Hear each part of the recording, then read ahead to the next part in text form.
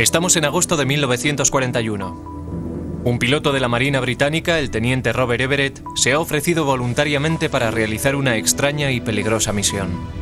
Está a punto de probar en combate un disparatado invento que podría derrotar a los submarinos alemanes que merodean por los mares y salvar a Inglaterra de la hambruna. El primer caza impulsado por cohetes del mundo. El piloto va a estar muy estresado. Esta misión es sin lugar a dudas la más difícil de cuantas habrá tenido que realizar durante su carrera como piloto de combate. La misión de Everett consiste en un vuelo de ida en medio del Océano Atlántico. Ha depositado su confianza en el trabajo de un grupo secreto de científicos inconformistas reclutados por los aliados. Se trata de superar por todos los medios la mejor tecnología del régimen nazi por medio de despegue vertical, propulsores cohéticos y alas que dificulten la detección. Esta es la historia nunca contada de los aviones secretos de los aliados y los hombres y mujeres que imaginaron el mañana.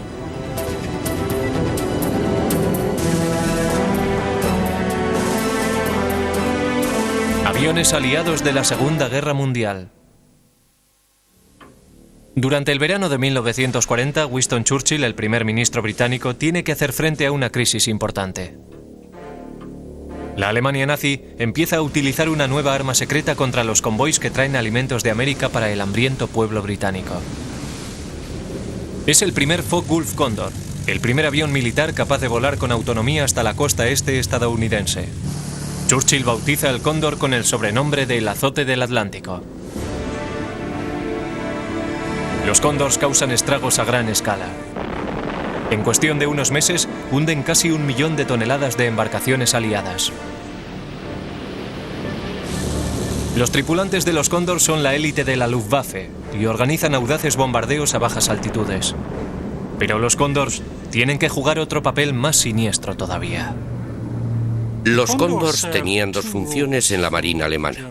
Eran bombarderos que atacaban a los barcos aliados, pero también se convirtieron en los ojos y oídos de la flota submarina, ya que podían ver a los convoys e indicar su presencia a los capitanes de los submarinos.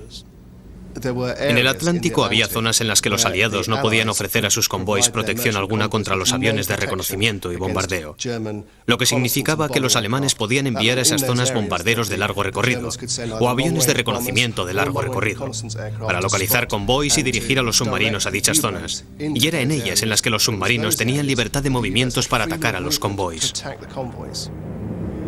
La alianza entre los Cóndors y los submarinos amenaza con doblegar a Gran Bretaña. Winston Churchill admite que es su mayor preocupación. Ante la urgencia de encontrar una solución, Churchill sugiere un osado plan. Los acorazados británicos y estadounidenses están equipados con catapultas de vapor para lanzar aviones de observación. ¿Podrían instalarse dichas catapultas en las cubiertas de los buques mercantes para lanzar a los cazas desde ellas?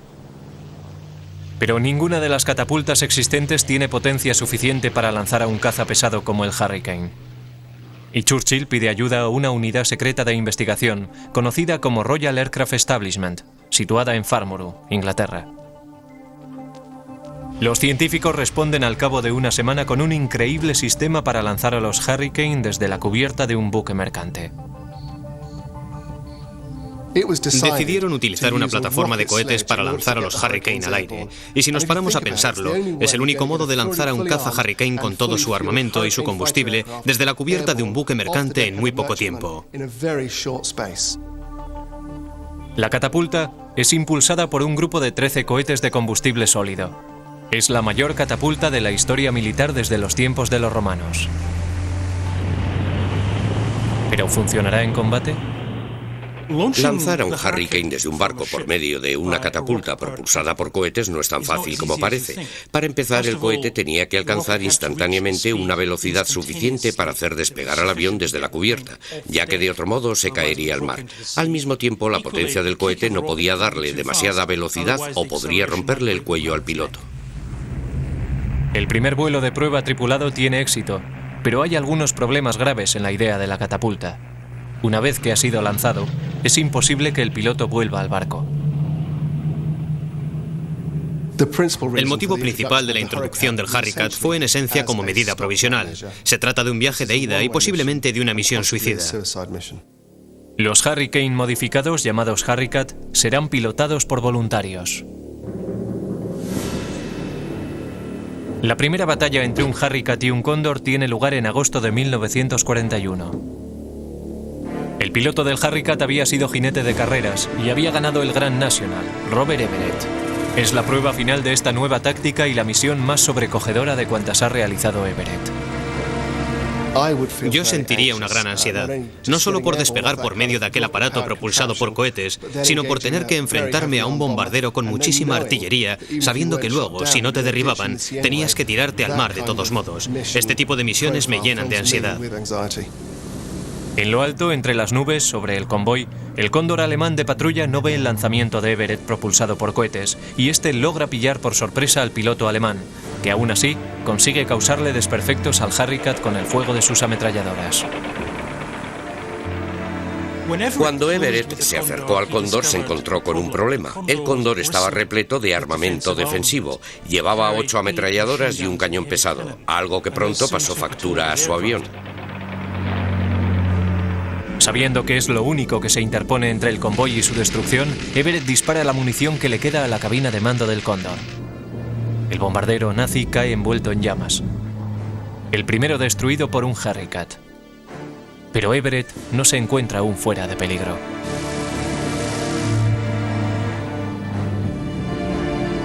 En una situación de este tipo, sabes que si das un paso en falso no vas a sobrevivir. Si no encuentras al convoy, el convoy no te va a encontrar a ti.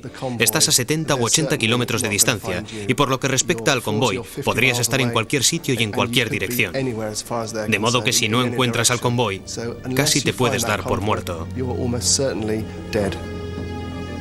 Tiene suerte. Everett lleva su avión a una altitud de 600 metros y ve al convoy. Aterriza sobre el agua cerca de los buques británicos, pero su Harricat comienza a hundirse rápidamente. El Hurricane era un avión muy peligroso para tratar de aterrizar en el mar. Se volcaba fácilmente. Y eso fue lo que le ocurrió a Everett. Tan pronto tocó el agua, el avión se volcó sobre la parte frontal y empezó a hundirse. Y Everett se hundió con él. Tuvo que esforzarse para conseguir abrir la cubierta de la cabina. Y necesitó mucha suerte para conseguir alcanzar la superficie. El rey Jorge VI le concede a Everett la Orden de Servicios Distinguidos por haber derribado al Cóndor. Everett fallece al año siguiente durante un acto de servicio activo. Pero los barcos Harricat han inclinado la balanza en contra de los Cóndors.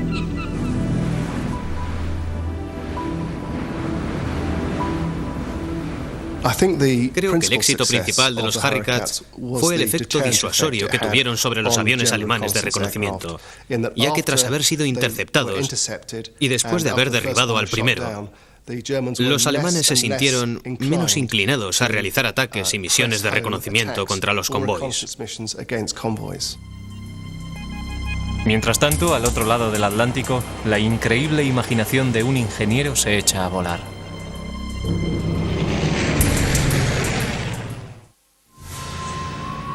A principios de 1943, los ciudadanos de Stratford, Connecticut, dicen haber visto extraños objetos con forma de platillo surcando los cielos. Este platillo volante es el primer avión estadounidense de despegue casi vertical y puede ser la respuesta al problema de proporcionar a los barcos la protección de un caza en alta mar. Conocido como la Creb voladora, es una creación de un genio inconformista, Charles Zimmermann. Charles Zimmermann tipificó al tipo de ingeniero que vimos surgir y hacer trabajos de campo en los Estados Unidos tras la década de 1920. Los Estados Unidos descubrieron que estaban muy por detrás de los países europeos en el diseño de aviones de combate de alto rendimiento. Charles Zimmermann fue uno de los que encabezaron el esfuerzo para corregir aquella diferencia. En 1933, Zimmermann entró en la NACA, o Comité Nacional de Asesoría Aeronáutica, la predecesora de la actual NASA. La NACA fue una organización extraordinaria, ya que recuperó la excelencia pericial del trabajo técnico estadounidense. La NACA creó, por ejemplo, una comprensión mucho mejor del diseño de las alas. En la NACA, el objetivo de Zimmermann consiste en encontrar la forma de ala perfecta. Como resultado, construirá un avión que aún sigue estando muy por delante de su tiempo. Está fascinado por la idea de crear un avión que tenga un tremendo abanico de velocidades, que por una parte tenga una velocidad tope muy alta y que por la otra tenga una velocidad mínima muy baja para el aterrizaje. El ala de un avión normal tiene una gran envergadura de la base a la punta para poder crear fuerza propulsora, lo que se conoce como bajo alargamiento de ala. El ala de un avión funciona creando distintas áreas de presión. Lo que significa es que tenemos el ala aquí, y cuando el flujo de aire choca contra el borde frontal, tiene que recorrer un trayecto mayor desde aquí hasta aquí que desde aquí hasta aquí. Eso crea baja presión en este lado y alta presión en este otro, y cuando el aire trata de pasar de la zona de alta presión a la zona de baja presión, empuja el ala hacia arriba. Pero el ala de un avión normal tiene una gran desventaja. El bajo alargamiento de ala crea un efecto de resistencia contra el flujo de aire que reduce la velocidad del avión. Pero Charles Zimmermann tiene una respuesta para este problema.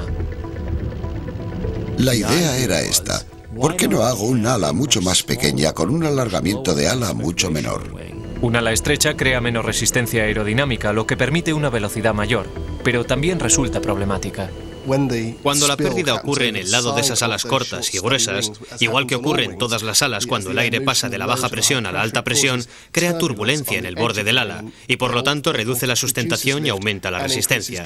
El efecto general que eso tiene sobre el ala es mayor en alas cortas y gruesas que en las alas largas. Para abrirse paso a través de dicha turbulencia, el avión quema más combustible.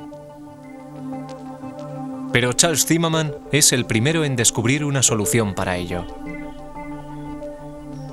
La solución de Zimmermann para ese problema fue increíblemente simple. Para evitar que el aire se perdiera por debajo de las puntas de las alas, decidió pasar los motores a dichas puntas de modo que las aspas giratorias de las hélices empujaran el aire bajo las alas. Una vez resuelto el problema de la turbulencia, el ala estrecha proporciona menos resistencia y mayor velocidad. Pero el nuevo diseño tiene otra revolucionaria propiedad: el despegue vertical. Lo que observó fue algo similar en muchos aspectos a lo que hoy consideraríamos el rotor vertical. Su idea consistía básicamente en crear lo que nosotros llamaríamos un superstall, un superavión de despegue y aterrizaje corto. Zimmermann descubre que las singulares características del bajo alargamiento de ala combinada con las hélices en las puntas de las alas significan que el avión flota desde el suelo en vertical, literalmente, con una fuerte brisa.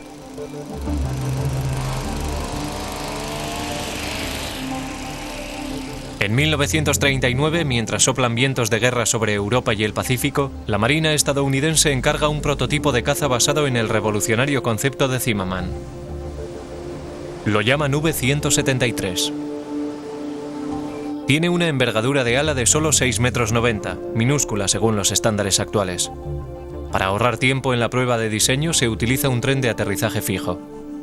Las altas patas colocan al avión en el mejor ángulo para conseguir un despegue inmediato.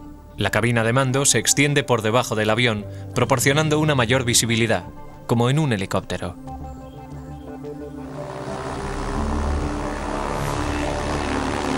El V-173 vuela por primera vez el 23 de noviembre de 1942 con Boone T. Guyton, el jefe de pilotos de pruebas de Vought, a los mandos.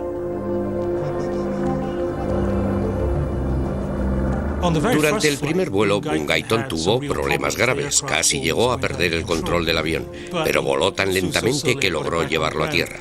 Allí descubrió que el problema no estaba en el diseño del aparato, sino simplemente que los mandos habían sido conectados incorrectamente. El V-173, al igual que muchos aviones experimentales, era un avión que no estaba realmente adaptado para la producción. Demostraba el concepto básico que Zimmermann intentaba alcanzar: el hecho de que se podía crear un avión controlable que tenía una razonable variedad entre la baja velocidad y la alta velocidad, que tenía todos los atributos de un avión STOL. Después de algunos ajustes, la Creb voladora pronto se comporta como Zimmermann predijo. Con un viento de cara de 40 km por hora, el V-173 literalmente despega verticalmente.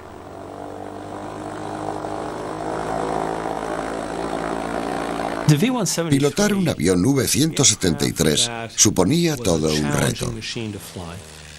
Pero una vez que se aceptaban sus limitaciones, los pilotos que lo manejaban quedaban francamente asombrados por el alto grado de efectividad de control que tenían sobre aquella configuración.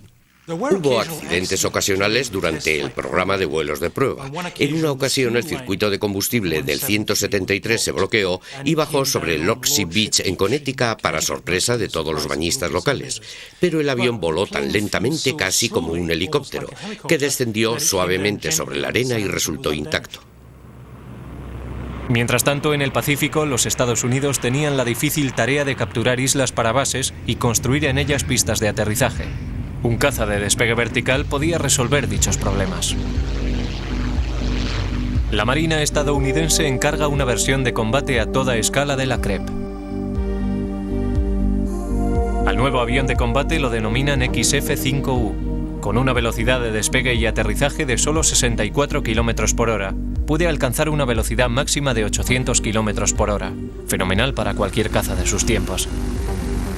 La velocidad y la agilidad del XF-5U podían igualar las de cualquier caza en servicio.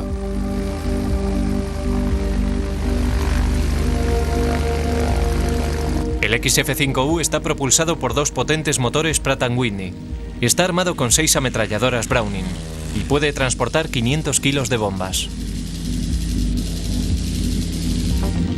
Pero también otros ingenieros están explorando el ala en forma de platillo.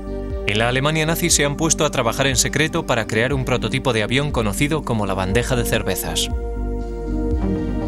Los alemanes estaban intrigados por el bajo alargamiento de ala, pero no llegaron al gran avance realizado por Zimmermann al poner los motores en las puntas de las alas.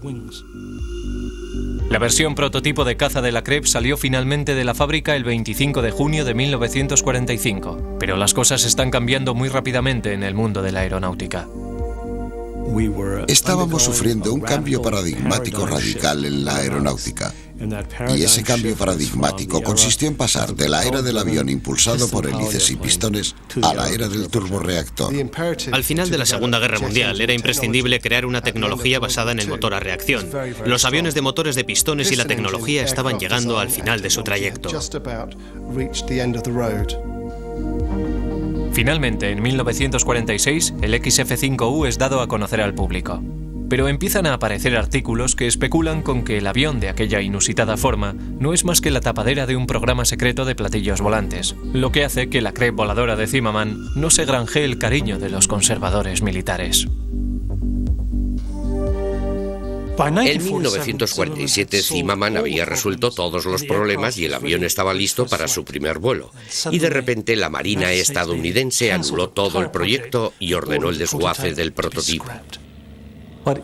Lo que para mí es incomprensible es que después de haberse molestado tanto y de haber invertido las sumas de dinero necesarias para llevar a aquel avión a buen término, se destruyera el aparato intencionadamente antes de su primer vuelo, porque habría sido muy valioso para la posterior historia de la creación de los aviones Stoll y el uso y empleo posteriores de los aviones Stoll, que hubiésemos tenido datos de un avión como era el XF-5U-1 para situarlos al lado de los datos del V-173. La búsqueda de Zimmermann por crear un caza de despegue vertical no cayó en el olvido. Pero finalmente los militares estadounidenses no adquirieron ese tipo de aviones hasta finales de la década de 1970, el reactor Hawker Harrier británico.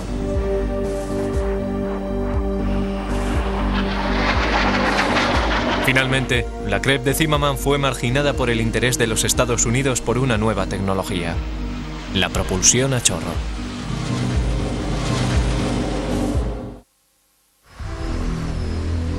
En agosto de 1939, 2 semanas antes de que los nazis invadieran Polonia, los estadounidenses reciben una singular visita para ver una demostración especial de sus aviones militares más recientes. Se trata de Ernst Udet, el encargado de la creación de aviones para las nuevas fuerzas aéreas de Hitler, la Luftwaffe. A Udet no le impresionan los aviones estadounidenses más recientes y sabe que Alemania ya ha empezado a construir un avión que está años luz por delante de los mejores de los Estados Unidos. El primer reactor de combate del mundo, el Heinkel 280. La historia de los Estados Unidos y el reactor es la historia de un gran bochorno nacional. Hubo varias comisiones nacionales, incluso en 1939, después de la época en la que ya volaban los primeros reactores, que se pronunciaron diciendo que el avión turborreactor era algo imposible. Sin embargo, algunos ingenieros imaginativos estaban pensando ya en la propulsión a chorro a pesar de la oposición oficial a esa idea. La Lockheed era una compañía conocida por estar dispuesta a adoptar nuevos e innovadores diseños. Durante la Segunda Guerra Mundial, la Lockheed aplicó esa filosofía a la revolución del turborreactor. Durante muchos años la Lockheed tuvo un ingeniero muy singular llamado Nathan Price.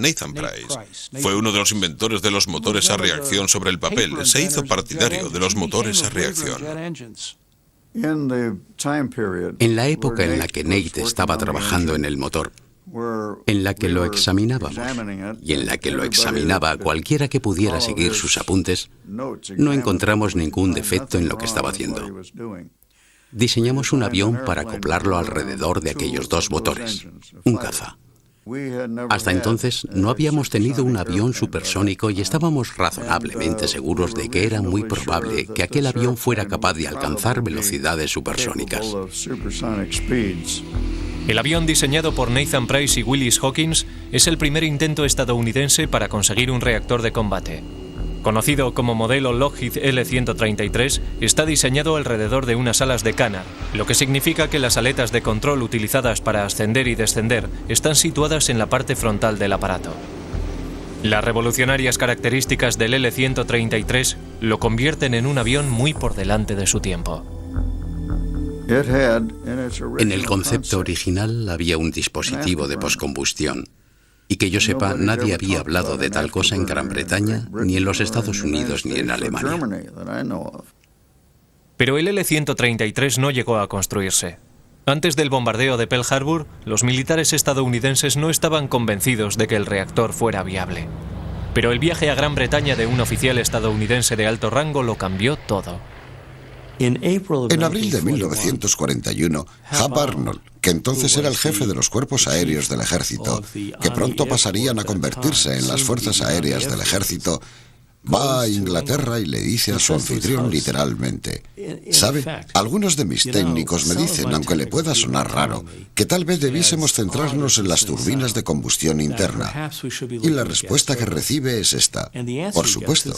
¿Quiere ver nuestro avión? Le muestran a Arnold el prototipo Gloster Whittle, el primer turborreactor británico.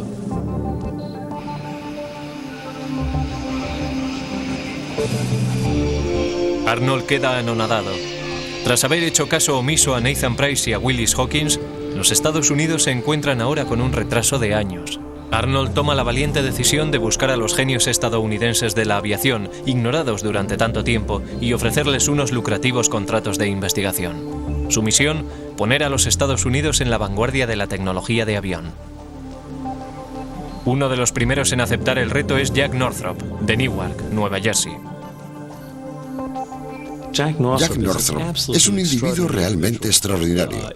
Si observamos a los individuos que transformaron a la aviación estadounidense durante las décadas de 1920 y 1930, tanto científicos como ingenieros, tenemos que reconocer que el diseñador y el industrial que más hizo por convertir aquella transformación en una realidad fue Jack Northrop.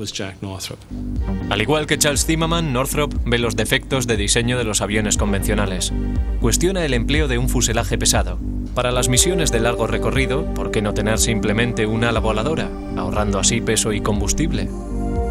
Northrop le presenta a Hap Arnold el diseño para un bombardero ala voladora, capaz de volar sin escalas desde los Estados Unidos a Berlín, un viaje de ida y vuelta de 10.000 kilómetros. Arnold encarga inmediatamente un avión de pruebas, y lo llaman N-9. Estamos en una época anterior a los ordenadores y nadie ha diseñado una ala voladora con estabilidad durante el vuelo. Jack Northrop tiene la respuesta. Le añade unas tiras especiales al borde frontal del ala. Si el avión se inclina hacia adelante, las tiras funcionan automáticamente para recuperar el equilibrio. Las pruebas del N-9 comienzan el 20 de diciembre de 1942, un año después de Pearl Harbor. El primer vuelo tiene lugar en el desierto de Mojave el 27 de diciembre. El ala voladora de Northrop tiene éxito.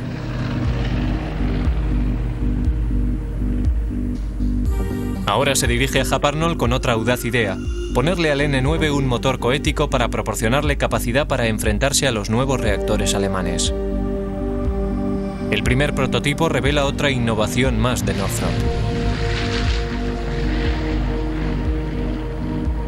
Igual que en el caso del aviador Wright, el piloto estaba tendido sobre el estómago a los mandos del avión para proporcionarle un mínimo perfil frontal. El 5 de julio de 1944, el primer avión coético estadounidense conocido como el XP-79A realiza su primer vuelo. Northrop quería propulsar el avión con un motor coético muy exótico, conocido como rotorreactor. Pero el rotorreactor era increíblemente peligroso y su creación muy enrevesada, por lo que se tomó la decisión de propulsarlo con 2 reactores Westinghouse. El ejército denomina esta versión XP-79B, con la incorporación de otra revolucionaria idea.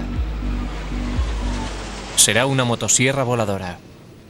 El XP-79, a veces conocido como el Ariete volador, era un avión armado con 4 ametralladoras del calibre 50 y además tenía los bordes frontales de las alas reforzados porque se esperaba que pudiera embestir y sobrevivir a la embestida de un avión enemigo, por lo general un bombardero. En septiembre de 1944 está claro que la construcción del nuevo motor se está retrasando. El ejército decide anular el revolucionario caza de Jack Northrop. Pero Northrop sabe que su ala voladora es el futuro de la aviación y sigue adelante con el proyecto financiándolo con su propio dinero. El 12 de septiembre de 1945, solo un mes después de la rendición de Japón, el XP-79B de propulsión a chorro está listo para realizar el vuelo inaugural. El piloto es Harry Crosby. En el primer vuelo, Crosby demostró que el avión podía volar perfectamente y luego, por desgracia, hacia el final del vuelo, tuvo un problema de control causado por una válvula de admisión de un ala que no funcionaba debidamente. Perdió el control del avión. Crosby no pudo escapar y falleció al estrellarse. Con la destrucción del único XP-79, Jack Northrop abandona el proyecto del caza y se centra en su bombardero ala voladora. Lo que vemos en el ala voladora de Northrop es un vehículo que está por delante de su tiempo. Es un prodigio de imaginación de ingeniería.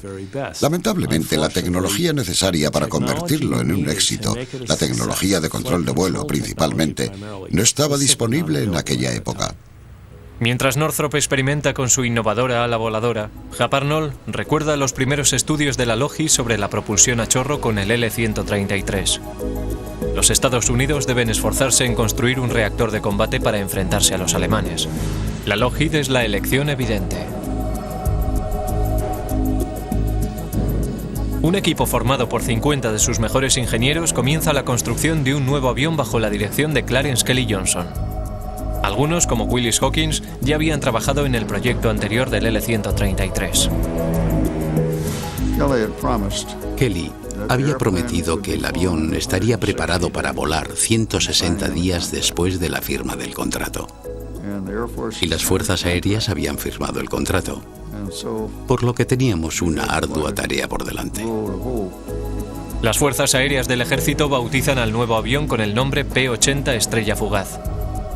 Para ahorrar tiempo, el P-80 tiene un diseño mucho más sencillo que el L-133, pero se mantienen muchas características del proyecto anterior, incluida el ala. El primer vuelo tiene lugar el 8 de enero de 1944. Debía de haber unos 20 ejecutivos distintos de la Lockheed y tuvimos que sentarnos todos sobre las dunas de arena. No había sitio para estar de pie. Lo único pavimentado era la pista, y despegó, y realizó un magnífico vuelo inaugural, incluido un pase a gran velocidad por delante de la duna bastante emocionante. Así fue como nació el P-80. El P-80 es el primer avión estadounidense que supera los 800 km por hora en vuelo horizontal, mucho más rápido que el XP-79B de Northrop. Los Estados Unidos han entrado por fin en la era de los reactores. Pero el P-80 no está diseñado para la guerra naval. La Marina estadounidense debe tener un reactor propio para enfrentarse a los japoneses en el Pacífico. Eso cambiaría la historia de la aviación.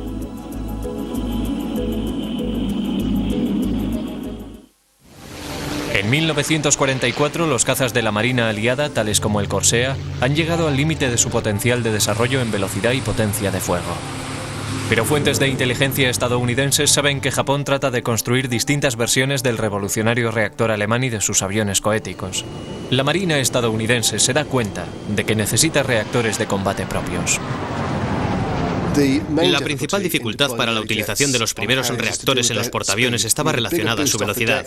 Es necesario un mayor impulso para despegar y resulta mucho más difícil aterrizar en un ángulo menor y a más velocidad sobre una pequeña pista. Entonces, la Marina tuvo una idea. ¿Por qué no crear un avión que tuviera las características de un avión de hélices para llegar a bordo y que además tuviera potencial para comportarse como un reactor de combate?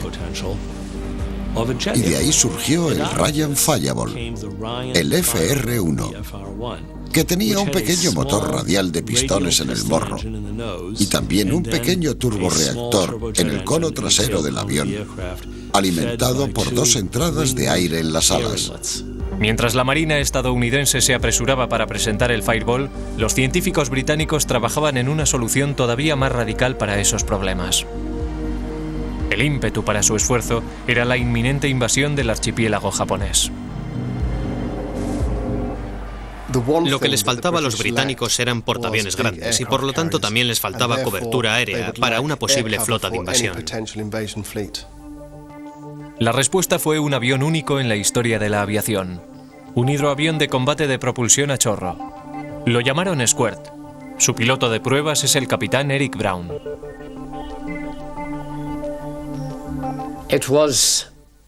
Era grande para ser un caza, pero tenía un buen comportamiento. Tenía dos motores de flujo axial. Estaba bien armado y era maniobrable. De hecho, tenía todo lo que se podía esperar de su diseño. A pesar de sus feas líneas, el Squirt podía alcanzar velocidades de más de 800 km por hora. Y como no precisaba un tren de aterrizaje pesado ni complicado, tenía una gran maniobrabilidad aérea. Pero resultaba peligroso utilizarlo en el agua. Era un avión muy agradable para volar, pero a mí me ocurrió un problema al aterrizar. Americé y me estaba deslizando sobre el agua a unos 160 kilómetros por hora cuando hubo un choque tremendo. Brown había chocado con un trozo de madera que flotaba en el agua. Salió disparada como una bala de cañón y chocó con el flotador de estribor arrancándolo limpiamente y el avión volcó. En aquel momento la cabina quedó en el agua, boca abajo por supuesto. Brown tuvo suerte y logró escapar del avión mientras se hundía. Logré salir del avión y posteriormente, cuando examinamos el fuselaje, descubrimos que el mástil había abierto un boquete de 1 metro cuadrado. Escondido entre las palmeras de una laguna del Pacífico, el Squirt podía ser utilizado para escoltar a los bombarderos aliados durante un ataque o para defender a los buques de invasión de los reactores japoneses. Yo diría que es un concepto sólido y que si la guerra en Japón y en el lejano oriente no hubiese concluido cuando concluyó, habría sido un complemento muy útil para nuestras fuerzas. Pero tanto el Fireball estadounidense como el Squirt británico son sobrepasados por el avance de la tecnología.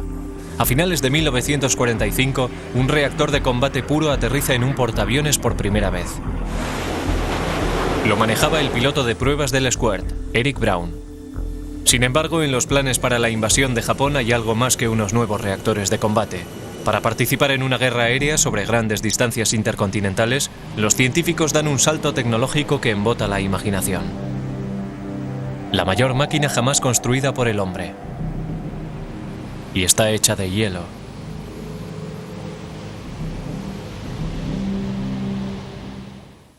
En 1942, Winston Churchill, el primer ministro británico, recibe una visita inesperada en su residencia oficial en la campiña inglesa.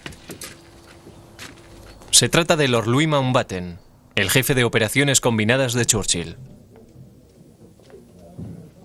Resultó que Churchill estaba en el baño, pero eso no detuvo a Mountbatten. Entró y dejó caer en el agua de la bañera un bloque de algo que parecía ser hielo. Aquello deja a Churchill sorprendido, pero se da cuenta de que el hielo no se derrite. Es un tipo de hielo muy especial llamado Pykrete. En esencia, el Pykrete es hielo mezclado con residuos de madera. El efecto que tienen los residuos de madera sobre el hielo es el de duplicar su resistencia a la tensión. El Pykrete es un superhielo tan fuerte como el hormigón. Mountbatten piensa construir gigantescos icebergs portaaviones con aquel nuevo material. El Pykrete era invento de un científico inglés muy excéntrico llamado Geoffrey Pike.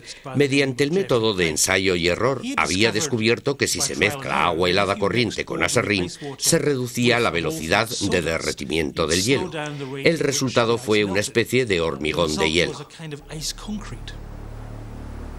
En las frías aguas del Atlántico o del norte del Pacífico, un barco hecho de Pykrete podía permanecer estacionado en el mar durante varios años. Mountbatten quería una flota de portaaviones de hielo para extender el poder aéreo de los aliados por todo el globo. La ventaja de un portaaviones de Pykrete era que proporcionaba esencialmente un campo de aviación flotante, todo un aeródromo en el que se podían ubicar escuadrones de aviones. El nivel de mantenimiento es bajo y el material es tan denso que es prácticamente indestructible. Pero el portaaviones de Pykrete no sería simplemente un iceberg que se derretiría con el tiempo. Se iba a diseñar para que durase indefinidamente. El concepto de diseño fue denominado Habakkuk, o HMS Habakkuk, e iba a ser un bloque de hielo flotante de 600 metros de largo por 90 metros de ancho, construido con bloques de Pykrete de 120 centímetros. El portaaviones de Pykrete era en esencia un frigorífico gigante. Estaba compuesto de bloques de hielo, pero por su interior discurrían unas tuberías y por ellas circulaba un líquido refrigerante. Con un tamaño varias veces superior al de la Estatua de la Libertad, el Habakkuk habría sido la mayor construcción flotante de la historia. En comparación, el mayor buque de la época era el transatlántico de lujo Queen Mary, que pesaba 86.000 toneladas. El Habakkuk pesaría 2 millones de toneladas. El 7 de diciembre de 1942, tras la visita de Mountbatten, Churchill escribe una nota que dice: «Las ventajas de una isla o islas flotantes, aunque solo se utilicen como bases para repostar los aviones, son asombrosas». La nota tiene estampado en rojo: «Acción este día». Pero para acometer este enorme proyecto de construcción es necesario contar con ayuda estadounidense. En agosto de 1943, los altos mandos aliados se reúnen en el Hotel Frontenac en Canadá. Mountbatten piensa venderle al almirante King, jefe de la Marina estadounidense, su visión para utilizar el Pykrete. Durante una sesión de la conferencia de Frontenac, Mountbatten lleva 2 bloques de hielo. Uno es de hielo normal y el otro es de Pykrete. De repente, Mountbatten saca su revólver y dispara al hielo normal, que se hace astillas. Todos quedan realmente sorprendidos por lo que ha hecho Mountbatten. Y vuelve a sacar su revólver y dispara al Pykrete, que es tan fuerte que la bala rebota, claro. De hecho, rebota hacia el almirante King y le roza una pierna. Por fortuna, el almirante King está ileso e impresionado por aquella demostración. Los estadounidenses acceden a ayudar en la construcción de un prototipo de Habakkuk.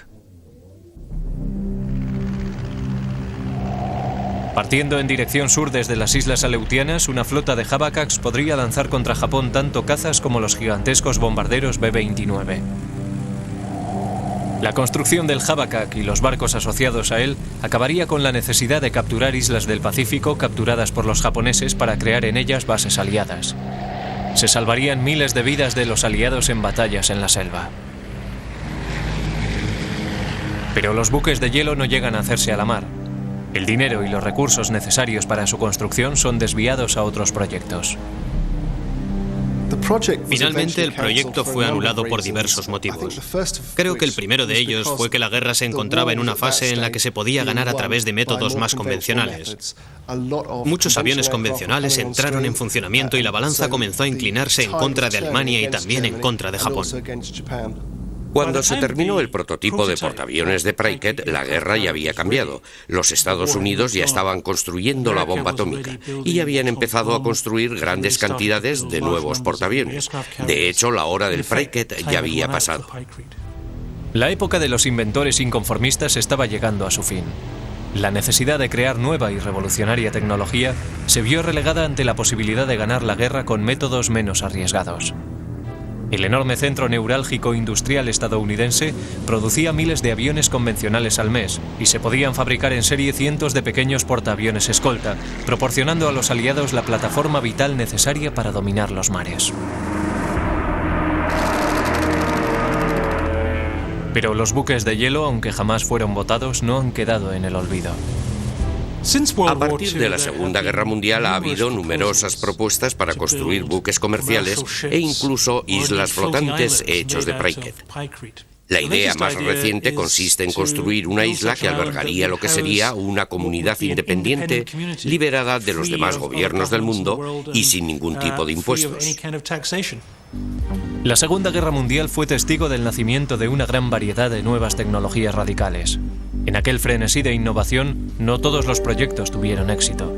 Algunos fallaron por falta de apoyo o de recursos, otros por limitaciones técnicas y otros simplemente por estar demasiado por delante de su tiempo.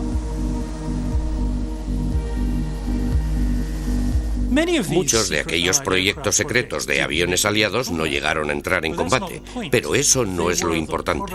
Fueron productos de mentes dispuestas a trabajar más allá de lo evidente, y eso es lo que crea el espíritu de progreso. Son individuos que se enfrentan a verdaderos retos y crisis mundiales. Cuando uno comprende lo que trataban de hacer, a veces, aquellas elecciones de diseño, con sus defectos y sus rarezas, empiezan a tener mucho más sentido. Y a veces resulta sorprendente ver cómo vuelven de un modo espectacular, muchos años después, consiguiendo un éxito mucho mayor. La Crepe voladora original de Charles Zimmermann no llegó a despegar, pero desde entonces su sueño sobre el despegue vertical ha servido de inspiración para muchos diseñadores de aviones. Al echarle un vistazo al rotor vertical que hoy vemos en el V-22 o en su antecesor el XV-15, se trata en realidad de los herederos del tipo de enfoque y de trabajo que Charlie Zimmermann emprendió por vez primera con el V-173. Otro inconformista que sobrevivió a pesar de tenerlo todo en contra fue Jack Northrop. Tras la guerra intentó construir más aviones fantásticos para los militares, incluida el ala voladora, el bombardero XB-35, programado originalmente para bombardear Berlín. Pero los militares mantuvieron su escepticismo con respecto a las alas voladoras, que resultaban difíciles de controlar sin la existencia de la tecnología informática. Después de la Segunda Guerra Mundial, Northrop construyó un gran bombardero, una ala voladora que resultó ser muy útil, aunque una vez más a los militares les pareció demasiado radical, por lo que nunca llegaron a producirlo, y eso le costó a Northrop mucho dinero. Como resultado de ello, perdió el control de su compañía. Pero Jack Northrop reiría el último. Antes de su muerte lo llevaron a donde Northrop había estado trabajando y observó a los individuos allí reunidos, entre los que se encontraba un gran número de personal de diseño e ingeniería de Northrop. Y él dijo: ahora sé por qué Dios me ha dejado vivir tanto tiempo. El ala voladora de Northrop durante la Segunda Guerra Mundial es el antecesor del bombardero B-2 Spirit Stealth, que en la actualidad vuela sobre el desierto de Mojave igual que lo hizo su predecesor la primera vez que surcó los cielos. El B-2 todavía estará en servicio durante el centenario del legendario XP-79. Al final, Northrop y sus colegas inconformistas demostraron una cosa: el ingenio es el arma suprema.